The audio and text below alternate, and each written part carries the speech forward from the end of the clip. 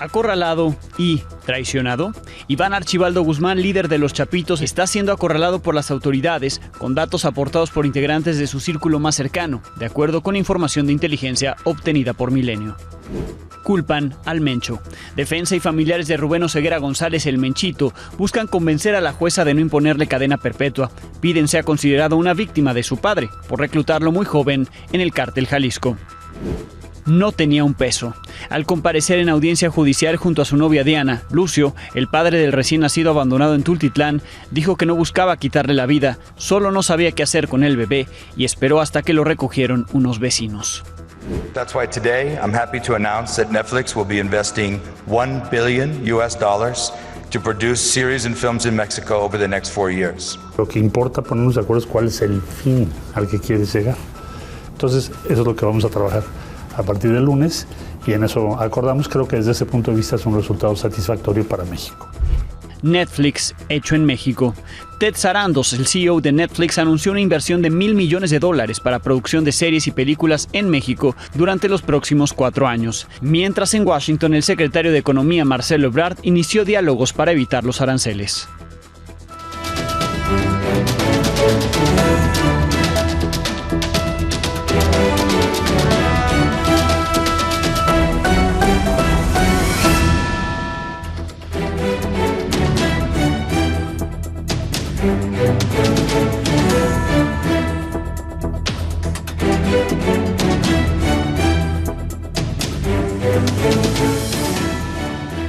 Muy buenas noches. Ayer, antes de que acabara este noticiario, le informé de un operativo que se estaba realizando en distintos puntos de Culiacán, Sinaloa. Minutos después se dio a conocer la detención de Kevin Alonso Gil Acosta, alias El 200, identificado como el responsable de la seguridad de Iván Archibaldo Guzmán, el líder de Los Chapitos. Este sujeto está señalado como coordinador de la compra de armamento para el grupo criminal y organizador de las células de sicarios para ejecutar ataques. Hace un par de horas, la Embajada de Estados Unidos en México celebró así la detención del 200 en su cuenta de X y resaltó que la colaboración entre instituciones fortalece la seguridad de ambos países. Pero en Culiacán no se detuvo el operativo con la captura del 200. Horas más tarde se confirmó el aseguramiento de 2 casas en la colonia Tierra Blanca, de donde supuestamente se habría escapado un objetivo prioritario, de quien hasta el momento no se han dado más detalles. Esta mañana se aseguraron 2 viviendas más en la misma zona de Culiacán. Medios locales reportaron que uno de los domicilios asegurados tiene una doble fachada que permite la entrada y salida a través de 2 calles distintas. Por la mañana, en esa misma colonia, un comando ingresó a un domicilio para asesinar a un joven de 20 años. Sin embargo, su padre lo defendió. El joven sobrevivió con una herida en el cuello. El padre fue asesinado de un balazo. Con las detenciones de ayer, las autoridades federales han cerrado más el círculo para detener a Iván Archibaldo Guzmán, considerado el líder máximo de Los Chapitos. En tan solo 12 días fueron detenidos 5 integrantes de su círculo más cercano. El primero fue Mauro N., el Jando, quien es identificado como su piloto de confianza. Después fueron capturados 2 sicarios relacionados con Jorge Humberto Figueroa, la Perris. Y ayer cayeron Ángel Canavio Insunza, el güerito, identificado como su cerebro operativo y financiero, y por último Kevin Alonso Gil Acosta, anoche alias El 200, el jefe de seguridad de Iván Archibaldo Guzmán. Milenio tuvo acceso a información de inteligencia del gobierno federal que revela que las recientes detenciones de la facción de Los Chapitos se deben en gran medida a traiciones al más alto nivel de ese grupo criminal. ¿Quién ya traicionó a Iván Archibaldo Guzmán? Amílcar Salazar tiene los detalles. Después de varios meses de guerra por el control del cártel de Sinaloa, las traiciones alcanzaron a la facción de La Chapiza, encabezada por Iván Archibaldo Guzmán, que ya comenzó a implosionar. De acuerdo con un informe de inteligencia del gobierno mexicano, al que Milenio tuvo acceso, Jorge Humberto Figueroa Benítez, el 27, o La Perris, quien era uno de los principales operadores e incluso encargado de la seguridad de Iván Archibaldo, habría filtrado información a las autoridades a cambio de protección. Se le señala de haber dado a conocer la ubicación de Mauro Alberto Núñez Ojeda, el Jando, detenido el 8 de febrero tras un operativo de las fuerzas federales donde murió un militar. En efecto, es piloto de confianza del líder de la célula delictiva que... También habría proporcionado información que llevó a la captura de José Ángel Canovio Insunza, el Güerito, responsable de planear las rutas para el tráfico de fentanilo, cocaína y metanfetamina, así como encabezar a los Chimales y los Güeritos, dos de los brazos armados del cártel, en Sonora y Sinaloa. Y habría revelado también las rutas, zonas y vehículos en los que se movía Kevin Alonso Gil Acosta, alias el 200, cuya responsabilidad era proteger al líder de la facción, además de coordinar la seguridad interna del grupo y supervisar a los sicarios encargados de ejecutar las órdenes en el terreno. Hoy, según fuentes federales, el 27 se mueve tranquilamente, al igual que sus principales operadores, como es Heriberto Castro Borges, el Gordo, en los municipios de Novolato, Mocorito y Badiraguato, a la espera de la caída de Iván Archibaldo, sin ser molestado por las autoridades, pues se sabe que estaría buscando un acuerdo con Ismael Zambada Sicairos, el Mallito Flaco, para quedarse con el control de la plaza. Para Milenio Noticias, Amílcar Salazar Méndez. Este jueves se publicaron en el Registro Federal de Estados Unidos los decretos que designan a 8 grupos criminales como organizaciones terroristas internacionales, con la intención de detener las campañas de violencia y terror de estos grupos. Con esta designación brindarán a las fuerzas del orden de Estados Unidos herramientas adicionales para detenerlos. Se describen las actividades de cada uno de estos 8 grupos, 6 de ellos mexicanos, y se explica que todos los bienes de las personas designadas que se encuentren en Estados Unidos en posesión o bajo el control de una persona estadounidense estarán bloqueados. Se pide a las personas de Estados Unidos no realizar transacciones con las personas que puedan estar involucradas con estos grupos criminales. La Oficina de Control de Bienes Extranjeros, OFAC, del Departamento del Tesoro, agregó a su lista estos 8 grupos criminales para combatir el terrorismo y el tráfico de drogas. Así respondió la presidenta de México, Claudia Sheinbaum, con 2 reformas constitucionales enviadas al Senado, una relacionada con la soberanía nacional y otra con los delitos que ameritan prisión preventiva oficiosa. La primera modifica el artículo 40 constitucional para establecer que el pueblo de México bajo ninguna circunstancia aceptará intervenciones, intromisiones o cualquier otro acto desde el extranjero que sea lesivo de la integridad, independencia y soberanía de la nación. Tampoco consentirá intervención en investigación y persecución alguna sin la autorización y colaboración expresa del Estado mexicano en el marco de las leyes aplicables. En tanto, el artículo 19, que busca reformar, advertirá que a cualquier extranjero que realice actividades al margen de la ley vinculadas con estas injerencias se le impondrá la pena más severa posible, así como la prisión preventiva oficiosa en lo que se investiga. Además, expuso que ampliarán la demanda contra las armerías de Estados Unidos, que serían socias de estos grupos criminales, de los cárteles de la droga mexicanos, a partir de hoy considerados por Estados Unidos organizaciones terroristas internacionales. Lo que queremos dejar claro frente a esta designación es que nosotros no negociamos la soberanía, como lo dije ayer. Esta no puede ser una oportunidad por parte de Estados Unidos para invadir nuestra soberanía. ¿Qué significa esto? Colaboramos, nos coordinamos, trabajamos juntos, pero no hay injerencismo. Este es lo primero. Lo segundo es que la Secretaría de Relaciones Exteriores está trabajando porque la demanda que tiene el gobierno de México a las productoras y distribuidoras de armas, dado este nombramiento, pues tiene que haber un vínculo entre quien le vende a las armas a estos grupos delictivos que hoy han sido catalogados con este nombre por parte de los Estados Unidos. Entonces va a haber además una ampliación de esta demanda por complicidad. Hablando de los cárteles que desde hoy para Estados Unidos son formalmente organizaciones terroristas internacionales, la defensa y la familia de Rubén Oseguera González, el Menchito, hijo del líder del cártel Jalisco Nueva Generación, uno de esos cárteles que ahora son organizaciones terroristas internacionales, pidieron a la jueza Beryl Howell no sentenciarlo a cadena perpetua allá en Washington por ser buena persona, argumentan, y hasta considerarlo víctima de su propio padre, por haberlo reclutado desde muy joven. Ángel Hernández tuvo acceso a las cartas enviadas. Luego de que la Fiscalía estadounidense pidió cadena perpetua para el Menchito, su defensa y familiares hacen todo lo posible por evitarlo. En un memorándum de sentencia, sus abogados explican a la jueza que lleva el juicio que Rubén Oseguera González es víctima de su padre Nemesio Oseguera Cervantes, líder del cártel Jalisco Nueva Generación, pues fue reclutado desde que era joven y se desarrolló en un ambiente de violencia y corrupción. Los abogados señalan que el caso fue fabricado a partir de su detención en 2015, argumentando que ninguno de los testigos del gobierno lo había mencionado, sino hasta que fue acusado formalmente en enero de 2016. Agregan que los testimonios en su contra carecen de credibilidad, pues son de narcotraficantes o criminales confesos, como Oscar Nava Valencia, el Lobo, Elpidio Mojarro Ramírez, el Pilo del Cártel del Milenio, y Mario Ramírez Treviño, alias X20 del Cártel del Golfo. Finalmente solicitan a Berilei Howell que tome en cuenta que los delitos de que se acusa al Menchito fueron cometidos cuando era menor de edad y otros entre los 18 y 25 años, pero la familia del Menchito también aboga por él.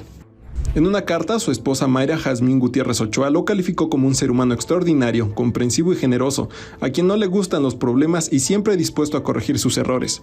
Aseguró su esposo visitaba asilos, orfanatos y hospitales civiles en Guadalajara, Jalisco, y que le duele que su hijo menor solo lo pudo conocer en la cárcel, mientras que los 3 hijos menores de Rubén Oseguera González también pidieron a la jueza piedad para tener la oportunidad de volver a convivir con su padre. Raim, de 9 años, confirmó que lo conoció en prisión donde jugaban con la tapa de un vaso. Jessica Michelle, de 14 años, dijo que recuerda a su padre jugando a las muñecas con ella y armando un castillo de princesas. Afirmó que solo recibía amor y cariño y que todo cambió en 2015 cuando lo arrestaron. Y Rubén, de 13 años, señaló que su padre es una buena persona que se preocupaba por los demás y que lo extraña. Finalmente, Estela Valencia Farías, abuela del Menchito y madre de los Queenies, Abigail Gerardo y José González Valencia, también pidió clemencia. Aseguró que no es la persona que dicen que es y no debe ser juzgado por los delitos de su padre. Para Milenio Noticias, Ángel Hernández. La Secretaría de Marina aseguró 2 embarcaciones que transportaban 55 bultos con casi 2 toneladas de cocaína con un valor aproximado de $25 millones. Estas embarcaciones, estas lanchas, fueron detectadas frente a las costas de Chiapas.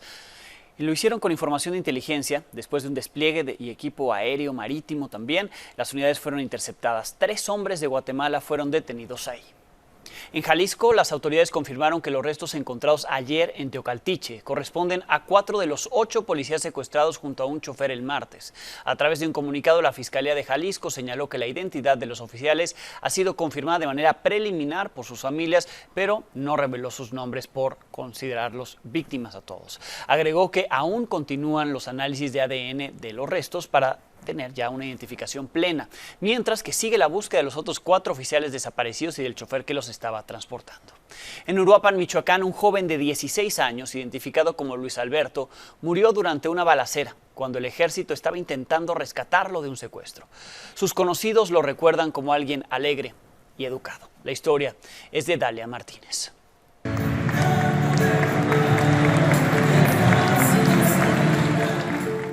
Él era muy feliz y pues que era el sol de nuestra vida, que nos alegraba mucho el día. Éramos muy felices con él, era muy divertido, no le importaba nada. Así recuerdan amigos y familiares al joven Luis Alberto, de 16 años, un muchacho originario de Santa Ana, California, Estados Unidos, que hace menos de un año llegó a Uruapan, Michoacán, a vivir con su familia y se inscribió en la secundaria marista del Instituto Morelos, donde también dejó una profunda huella. Pues era un niño, disfrutaba la vida, disfrutaba los momentos, era una persona educada conmigo. Había mucha compatibilidad con él.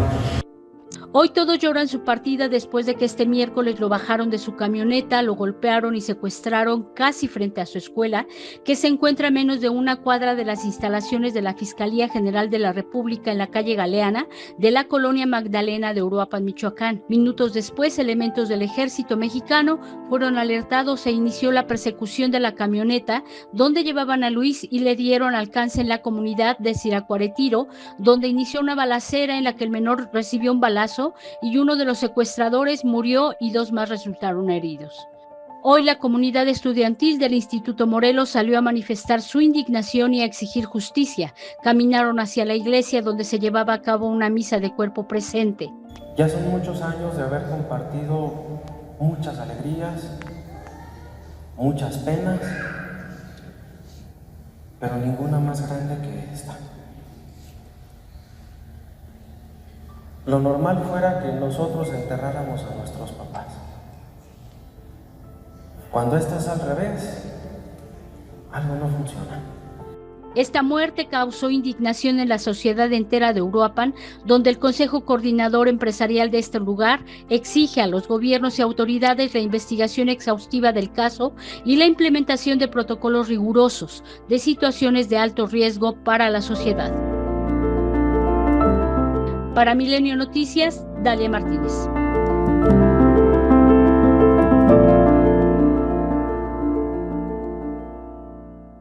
donde también mostraron su indignación por asesinatos de jóvenes, fue en Celaya, Guanajuato. Más de 5,000 estudiantes marcharon para exigir seguridad luego de los homicidios de 2 alumnos del Tecnológico Nacional de México, Campus Celaya.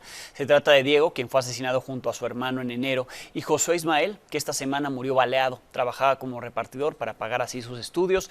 Los manifestantes vestidos de blanco marcharon hacia la presidencia municipal, donde el alcalde acordó realizar con ellos mesas de trabajo para atender sus demandas. Chicos, ¿qué exigimos? ¡Justicia! Chicos, ¿qué queremos? ¡Justicia! No se escucha, no se oye, ¿qué queremos? ¡Justicia! ¡Paz y uno más! ¡Queremos paz y uno más! ¡Queremos paz y uno más! Nosotros somos de diferentes escuelas universitarias.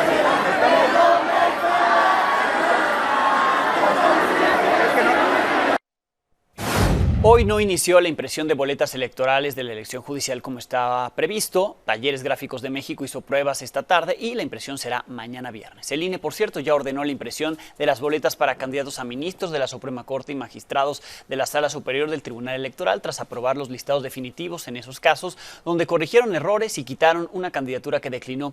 Quedaron 64 personas candidatas a ministras y ministros, mujeres 33 y hombres 31. 15 para magistraturas de la Sala Superior del Tribunal Electoral, 6 mujeres y 6 hombres. Ahí las listas definitivas. Y luego de que anoche le informé que el INE batió el uso de apodos para las candidaturas judiciales, un par de impugnaciones se presentaron ante el Tribunal Electoral. Se trata de la impugnación de la ministra Lenia Batres Guadarrama, que se autonombra ministra del Pueblo. Y también está la impugnación de Emanuel Montiel Flores, candidato a magistrado del Tribunal de Disciplina Judicial, que solicitó el apodo de El Defensor Popular. La ministra Batres adjuntó el documento de impugnación en su cuenta de X y argumenta que ministra del Pueblo es mucho más que un sobrenombre. Cito, es una misión, una declaración de principios y un compromiso. Muy bien, pero no puede aparecer así en la boleta. En entrevista para Milenio Televisión con Luis Carlos Ortiz y Pamela Villanueva, descartó que el uso de apodos genere preferencia electoral a su favor. Momentos en el que se me ha denominado así, incluyendo algunos medios de comunicación que así me han identificado. Nos metió a todos en un mismo paquete. Y entonces se dice que hay una condición de ventaja por estar usando estos sobrenombres. Bueno, tiene que señalarse por qué. En mi caso, pues la condición que pone la ley es que así se le conozca, dice la ley, con el sobrenombre con el que se le conozca. Fundamentalmente no tiene ni le veo ninguna connotación automática de votación de nada, por ello no me parece que genera ninguna preferencia electoral. Le puedo confirmar que el Tribunal Electoral, el Poder Judicial de la Federación, va a batear a la ministra y va a batear al que quiere ser magistrado. El proyecto de la magistrada presidenta Mónica Soto, al cual tuvo acceso mi compañera Janet López Ponce esta noche, afirma que propone que se determine que el uso de los sobrenombres se considere como propaganda y que generarían inequidad durante la votación judicial, pues al usar ese tipo de sobrenombres se estaría aprovechando la publicidad o medios de propaganda empleada propiamente de su cargo, el cargo que ostenten actualmente. Esto se va a resolver en unos minutos. Ya se convocó a sesión en el Tribunal Electoral del Poder Judicial de la Federación para las 10:30. En unos minutos más comienza la sesión y se someterá a discusión este proyecto que le presento en pantalla. Se adelanta que batarán esta impugnación para que lleven apodos en las boletas. No se lo permitirán. En la Ciudad de México, esta noche, el presidente del Partido Acción Nacional, Jorge Romero, encabezó una protesta junto a decenas de militantes para expresar su inconformidad con los cambios derivados de la reforma judicial frente a la glorieta del Ángel. Llamó a sus simpatizantes a rechazar los nuevos criterios para la elección de jueces, ministros y magistrados. Esto dijo el vocero panista Jorge Triana. Por eso estamos aquí, para alzar la voz, y fuerte además, en contra de lo que consideramos un atraco a la democracia de este país. La ruptura de la independencia judicial, la ruptura de la división de poderes y la democracia. Lo que más le debe importar a la gente es el futuro. Morena inició la revisión de afiliación de Miguel Ángel Yunes, expanista.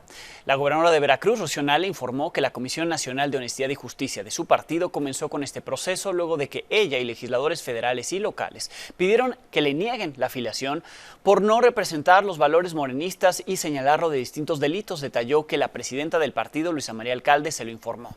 Según el estatuto de la comisión, tras la revisión de la solicitud de afiliación, se convocará una audiencia para el desahogo de pruebas y alegatos. Y 30 días después se dará una resolución para aceptarlo o rechazarlo.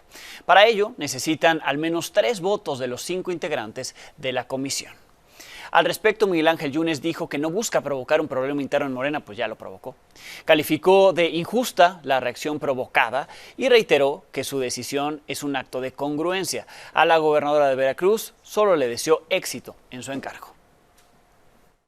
Yo actué simplemente en consecuencia. Yo estoy en el grupo parlamentario de Morena desde el mes de septiembre, he apoyado las reformas constitucionales que ha propuesto la presidenta, lo he hecho con convicción y lo seguiré haciendo porque estoy convencido que México requiere una presidenta fuerte y para eso el Senado tiene que respaldarla. Entonces, la verdad que estoy tranquilo y le deseo todo el éxito a la gobernadora y mis respetos para ella. En el grupo parlamentario de Morena me han tratado muy bien, he recibido un trato digno, correcto, por parte de todas mis compañeras y compañeros senadores y del coordinador Adán Augusto. Por eso presenté la afiliación y no lo hice con la intención de molestar a nadie ni de generar problemas.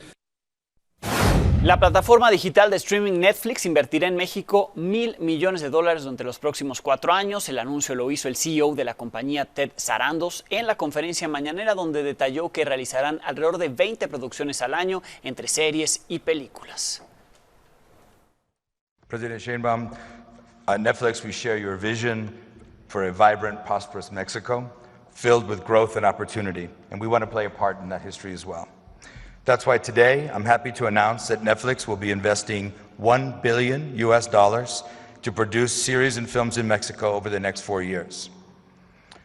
So we hope this investment will help grow the audiovisual industry, creating jobs and opportunity across the entire country. President Sheinbaum, we look forward to working with you and your many teams within the government, not only to grow the economy and to create opportunity, but to bring more of this beautiful Mexican rich culture and heritage to the world.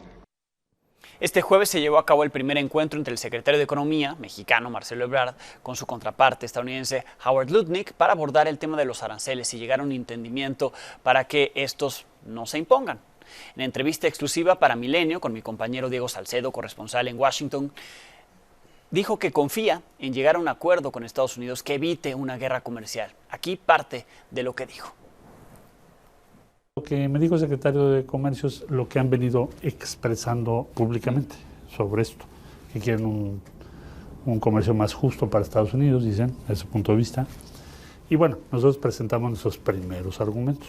Es una reunión de 1:15, pues no nos da tiempo de desahogar todo, ¿verdad? Lo que nosotros hicimos es la integración entre México y Estados Unidos es muy grande.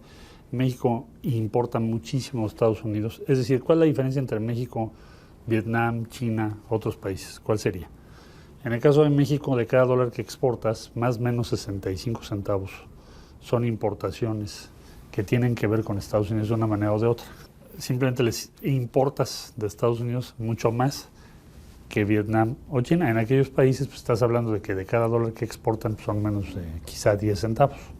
Entonces, esa cifra que te acabo de dar te habla de la integración entre las dos naciones y por lo tanto las tarifas no son una buena idea cuando tienes ese grado de integración, porque te hacen mucho daño. Lo que hay que trabajar, pues obvio, el tema de las tarifas, pero las tarifas son un medio.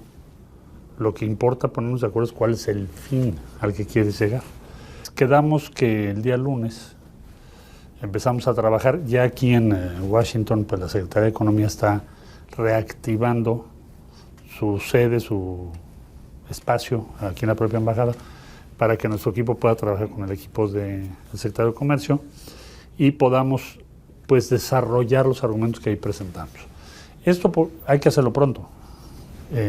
Yo pienso que estaré volviendo a otra reunión probablemente en los próximos 10 días, algo así, para ver los avances que tengamos. La recepción que escuchó su planteamiento de los interlocutores, ¿Tiene confianza de que de aquí al 4 de marzo se va a poder llegar a un acuerdo satisfactorio? Yo creo que es un reto, como hemos tenido pues en otras ocasiones, pero sí lo podemos lograr.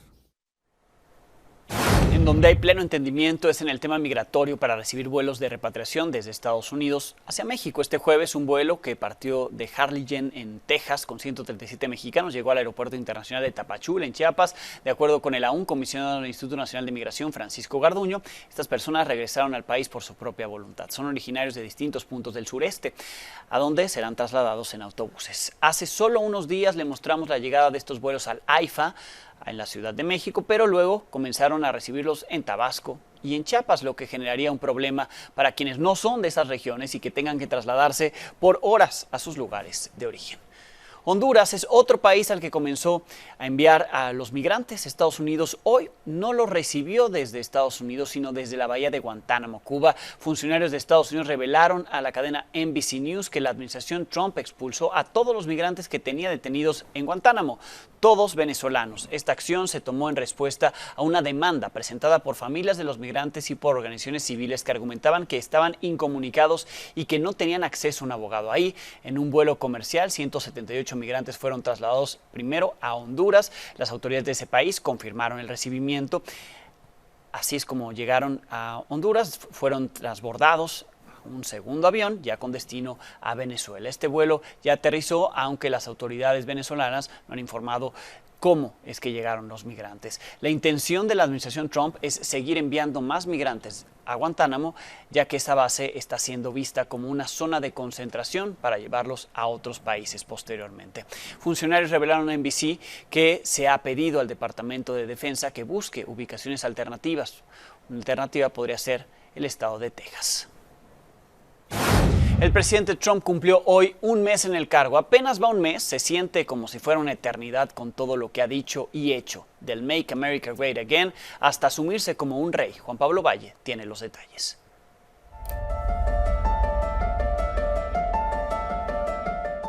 Hoy Trump cumple un mes en la Casa Blanca. El 20 de enero asumió la presidencia y de inmediato firmó varias órdenes ejecutivas, muchas de ellas relacionadas con México. At our southern border, designating the cartels as foreign terrorist organizations.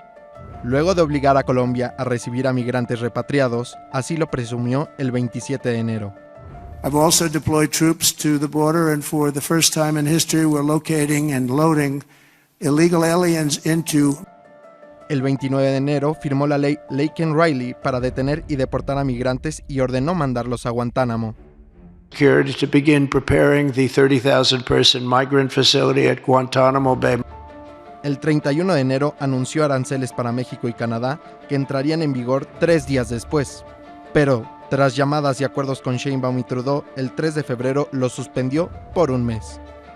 And they've agreed to put in 10,000 soldiers permanently, like forever. El 4 de febrero se reunió con el primer ministro de Israel, Benjamin Netanyahu. US will take over the Gaza Strip, and we will do a job with it too. We'll own it and be responsible for dismantling all of the dangerous unexploded. Luego viajó al Super Bowl y firmó la proclamación para cambiar el nombre del Golfo de México. El 10 impuso aranceles al aluminio y acero. It's 25% without exceptions or exemptions. If made in the United States, however, United States of America, there is no tariff, it's zero. Hace 8 días, tras llamadas con Putin y Zelensky, se convirtió en el árbitro para supuestamente detener la guerra entre Rusia y Ucrania. The way to getting peace, I think President Putin wants peace and President Zelensky wants peace and I want peace.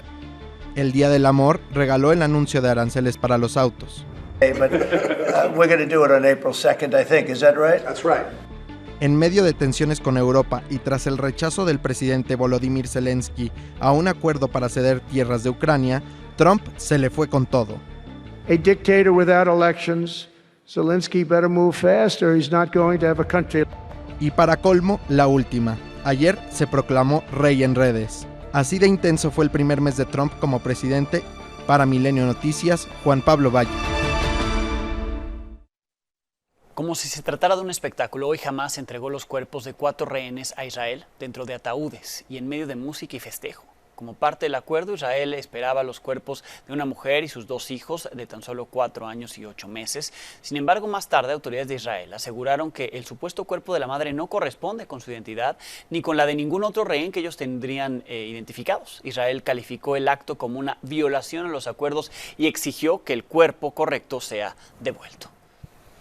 Me acompaña en el estudio Guilherme Araujo, corresponsal brasileño, para hablar sobre la reciente acusación contra el expresidente Jair Bolsonaro allá en Brasil. ¿Qué ocurre por allá? Bienvenido, Guilherme. Muchas gracias, un gusto poder coincidir aquí otra vez y poder hablar un poquito de la política de Brasil con ustedes. Leía yo en la semana que entre las acusaciones está el envenenamiento contra el actual presidente Lula da Silva. ¿De qué se trata todo esto? Así es, el expresidente de Brasil, Jair Bolsonaro, él trató una de sus estrategias en contra del presidente, el actual presidente de Brasil, Lula, fue el envenenamiento y tratar de matarlo, aparte el vicepresidente y el actual ministro del Supremo Tribunal Federal, Alexandre de Moraes. Sí. ¿Qué otros cargos tiene? Porque entiendo que este es uno de varios que lo están persiguiendo por parte de la justicia brasileña y que le impedirían en su momento buscar la reelección. Así es. En la lista que fue presentada por los fiscales ante el Supremo Tribunal Federal, hay 33 nombres, 34 al total con Bolsonaro en esta lista, entre ellos ministros y apoyadores muy cercanos del expresidente Jair Bolsonaro, y ellos están tratando ahora de decir que es una pura narrativa y en contra la investigación de la Policía Federal. Entonces, es una situación muy grave porque fue la primera vez el expresidente Jair Bolsonaro es denunciado penalmente ante la justicia. Entonces, si de hecho consideran que es un acto golpista, un acto criminal, él puede ir a la cárcel por 28 años de la cárcel. 28 años. ¿Qué similitud tiene con lo que ocurrió con Lula? A Lula también le fincaron cargos, incluso lo llevaron a prisión, posteriormente se desecharon, pero impidieron en mucho ese intento por recuperar la presidencia y tardó más, ¿no? en la búsqueda y en el retorno a la presidencia. Así es algo que no es de ahora, ¿no? Es algo que ya empezó desde el 2021, sí. Incluso estábamos en Brasil haciendo la cobertura de las elecciones de 2022 y en este momento hubo un financiamiento ilegal para que pararan todas las carreteras y que la gente que estaba en tráfico no pudieran llegar a las máquinas, a las urnas para votar. Y este financiamiento probablemente hay una investigación y una asociación con el expresidente Jair Bolsonaro. Sí, eso en los días de la elección, bueno, en el día de la elección, posteriormente esta toma que hicieron en el Congreso, ¿no? También se le atribuye. Así es, también se le atribuye esto y la invasión del Capitolio, ¿no? Algo muy parecido con lo que pasó en Estados Unidos, ¿no? Sí. En Washington. La verdad, Bolsonaro trata de seguir los pasos de Trump políticamente, pero esto, la verdad, fue algo así, un atentado a la democracia y esto está incluso en la lista presentada pelos fiscales al Supremo Tribunal Federal. Entre ellos está delitos como golpe de Estado, abolición violenta del Estado Democrático de Derecho y organización criminal. Sí, todos estos cargos, lo que está ocurriendo allá en Brasil, se ve poco probable que vuelva a la boleta, que volvamos a ver en la boleta a Jair Bolsonaro. Bueno, esto probablemente empezó la investigación. Todo indica que incluso el actual presidente trata de no decir mucho, sí, porque él no quiere hacer lo mismo que hicieron con él mientras estaba en la cárcel, porque no dejaron que ellos se defendiera libremente, sí. Lo pusieron en la cárcel, hicieron la investigación, está libre y ahora está al revés y él está tratando de respetar la justicia y las instituciones. Jair Bolsonaro se fue de Brasil, pero entiendo que regresó y está allá, ¿no? Está en Brasilia, justo está intentando una amnistía. O sea, él sabe lo que puede venir y está tratando de protegerse y defenderse ahí, pero está, y aparte, tratando de convencer a los demás de que eso es simplemente una narrativa. No creen en la investigación policial. Pues interesantísimo lo que pasa por allá. Estaremos, por supuesto, atentos y en contacto contigo una vez que vuelvas. Muchísimas gracias. Muchísimas gracias a ti. Aquí estaré pendiente. Guilherme Araujo, acá en Milenio Noticias. Hasta luego. Una mujer identificada como Adriana se entregó a la Policía Municipal de Playas, esto en Tijuana, Baja California, luego de que descubrieron que tiró el cuerpo de su bebé a la basura. Según el testimonio de Adriana, de 26 años, dio a luz a la bebé el 16 de noviembre. Desde entonces lo hizo sola mientras estaba bañando y en un intento por cortar el cordón umbilical con un cuchillo de cocina. Accidentalmente lo lastimó y murió. No supo qué hacer. Dice que colocó el cuerpo en una bolsa de supermercado y que lo metió en un congelador, donde permaneció por más de 3 meses. El lunes decidió tirar el cuerpo, abandonarlo en un montón de basura. Ahí lo encontraron los vecinos y por eso no le quedó otra que entregarse a las autoridades. En otro caso, hoy fue la audiencia de vinculación contra Lucio y Diana, los padres del bebé que fue abandonado en calles de Tultitlán, en el Estado de México. Lucio justificó lo que hizo por no tener dinero y negó que haya intentado quitarle la vida a su hijo.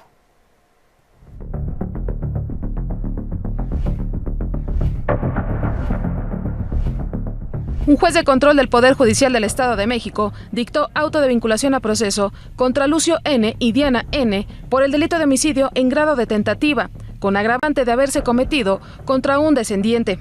Están arrepentidos, están obviamente asustados, ¿no? Obviamente están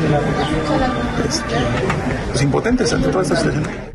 Durante la audiencia de este jueves, se incorporó como dato de prueba la declaración de Lucio, quien narró por primera vez su versión de los hechos. Mi mamá me corrió de la casa al enterarse que mi novia estaba embarazada. Quise ayudar en todo momento al bebé. No tenía ni un solo peso, ni para llevar a mi bebé al doctor. No tengo seguridad social, ni para él tenía. Ella tomó ibuprofeno el 10 de febrero porque comenzó a sentirse mal.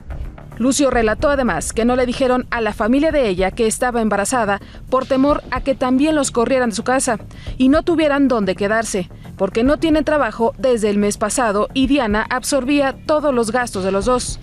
Sobre el día en que Diana dio a luz, tomó al bebé y trató de buscar ayuda, con un par de taxistas y un peatón, pero nadie lo ayudó. Abandonar al bebé debajo del coche en la puerta del chofer, según Lucio, fue con el único objetivo de que el dueño al subir lo viera. Me quedé a 50 metros y vi que una pareja lo recogió. Vi cuando una patrulla se llevó a mi bebé. Lucio relató que tomó esa decisión porque intentó pedir ayuda a su mamá, pero hacía meses que no le hablaba. Es correcto, pero en su desesperación pues fue lo único que se le ocurrió. Es por eso que buscó a su tía en la Ciudad de México para que le ayudara a entregarse. No se acredita la intencionalidad, nunca tuvo la intención de privar de la vida. No, ustedes lo vieron, él declaró libremente. Su defensa tomó su declaración para intentar que el juez reclasifique el delito. Sí, obviamente, como lo dijimos desde un principio, la carpeta se inició por un abandono de incapaz. No sé en qué momento se le elevó a tentativa de homicidio. En tanto, la abogada pública de Diana intentó desestimar las pruebas del Ministerio Público, argumentando que las capturas de teléfono donde se mostraba la conversación era ilegal. Es que realmente no existe un dato de prueba que determine que ellos tenían esos números telefónicos. Además no se sabe qué números telefónicos son, ¿no? De qué números provienen. Una captura de pantalla de un WhatsApp cualquiera lo puede crear. Finalmente, el juzgador fijó 4 meses para la investigación complementaria, tiempo en que se realizarán las pruebas genéticas del bebé, Lucio y Diana para comprobar el parentesco y ambas partes busquen pruebas a favor de sus representados. El plazo concluye el próximo 16 de junio. Para demostrar la inocencia de mi cliente, ¿no? Vamos a tratar de demostrar que nunca tuvo la intencionalidad de privar de la vida al menor. Quienes no quisieron emitir ninguna declaración fue la familia de Diana, quien está recluida en el penal de Barrientos, mientras que Lucio permanecerá en el penal de Cuautitlán. Con información de Fernando Cruz, Milenio Noticias. En Querétaro entró en vigor la ley que prohíbe el uso de dispositivos móviles en las escuelas. Equipos digitales como celulares y tabletas solo podrán usarse en caso de emergencias y con fines didácticos. Esto en educación básica y media superior, públicas y privadas. El objetivo es reducir el acoso escolar, que los estudiantes pasen menos tiempo en redes sociales y también que se disminuya el riesgo a tener un ciberacoso. Aunque algunos han criticado la medida, padres de familia la han respaldado. Estoy de acuerdo de que los niños no traigan celular a la escuela, ya que hacen muchas cosas que no deberían de hacer en los celulares. Creo que es bueno. El tema principalmente de las redes sociales, si no es correctamente usado, es un peligro para los chavos. Obviamente dentro de las aulas, pues bueno, sí es importante que no tengan el uso de los celulares por todas las medidas que puedan, todo lo que pueda llegar a suceder de distracciones o como comentan de situaciones que puedan afectar, ¿no? Pausa y volvemos. Uno hasta el fondo, Gilgamesh.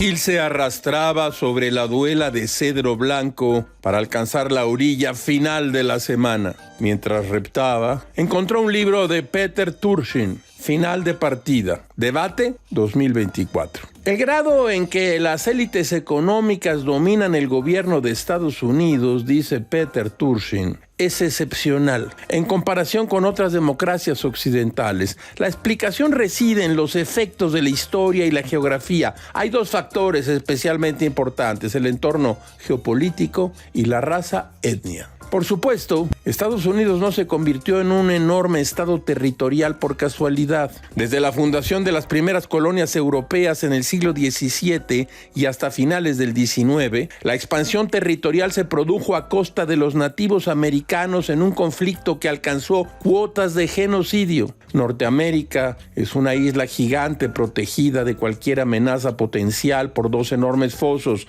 el Atlántico y el Pacífico. La poca militocracia que había en Estados Unidos quedó destruida en la Guerra de Secesión, en la que la inmensa mayoría de los oficiales profesionales lucharon en el bando perdedor. Durante sus años de formación tras la guerra, la plutocracia no tuvo rivales significativos, ni internos ni externos. Todo es muy raro, caracho. Como diría Schopenhauer, la riqueza es como el agua salada. Cuando más se bebe, más sed da.